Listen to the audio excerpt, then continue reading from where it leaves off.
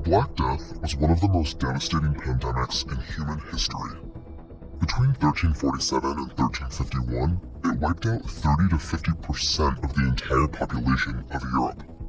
And if there's one animal to blame, it's likely infected fleas, making them one of the deadliest insects in history. Now, of course, fleas no longer kill millions of people. But as it turns out, they still transmit plague, they're still a nuisance, and they're still incredibly difficult to kill. Fleas are one of the oldest pests on the planet. In fact, primitive fleas were dining on dinosaur blood about 165 million years ago. And they're also one of the most abundant. Today, there are more than 2,500 species of fleas across the world, like the cat flea. Those are the ones you're most likely to find feasting on your dog or your cat. And then there are species like the human flea, which actually seek out human hosts specifically. And seeking is a flea's specialty. They can sense your breath, your warmth, and even the vibrations of your feet.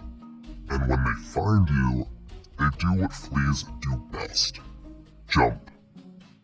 According to one study, some fleas can jump nearly 100 times farther than the length of their body, which would be like an average man jumping at nearly 175 meters into the air.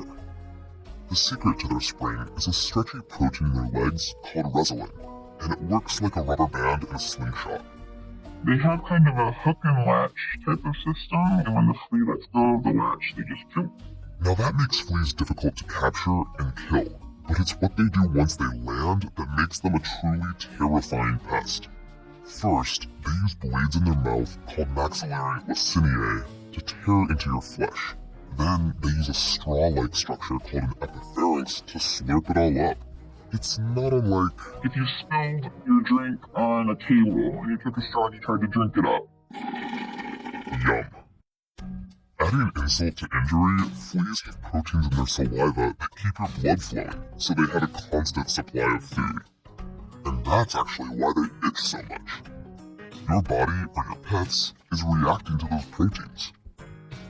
But there's one flea that takes feeding to another, more horrifying level, and unfortunately, it prefers to prey on humans. Tunga penetrans, aka the Chico flea. Instead of drinking blood from the surface of your skin, the females burrow into you, and then they start laying eggs. Most of her is buried into the skin, but the back part, where she's releasing eggs, is exposed. And fleas lay a lot of eggs, up to 40 each day, and as many as 2,000 in their lifetimes. So if your dog brings back a few fleas from the park, you could soon have thousands. And the truth is, they can do a lot worse than make you itch. You see, even modern fleas can transfer diseases like typhus, tuberculosis, and yes, plague. In fact, in the summer of 2019, the discovery of prairie dogs infected by plague-ridden fleas shut down parts of a Denver suburb.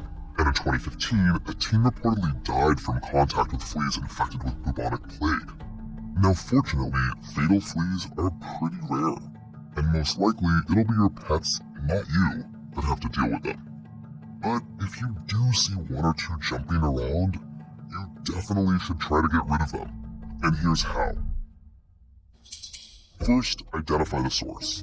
And if it's your pet, treat them with an insect growth regulator, like lufenarin.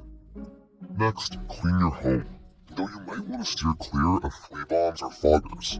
They're inconvenient and don't always reach the nooks and crannies where fleas are hanging out.